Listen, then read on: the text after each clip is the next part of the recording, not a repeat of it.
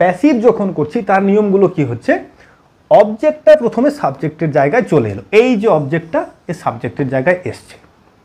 এবার কি দেখো, যেহেতু এটা একটা ইন্টারোগেটিভ বা প্রশ্নবোধক বাক্য, তাই প্রথমে একটা হেল্পিং ভার্ব বসবে।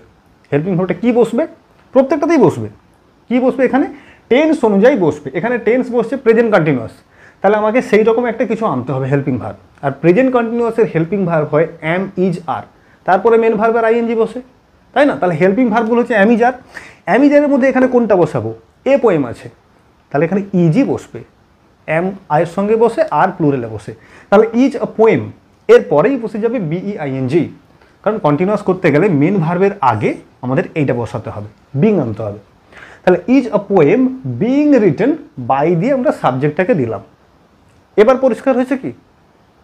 পরেরটাকে করে দেখি হয়েছে কিনা পরিষ্কার, কতটা হয়েছে দেখো। পরেরটা আছে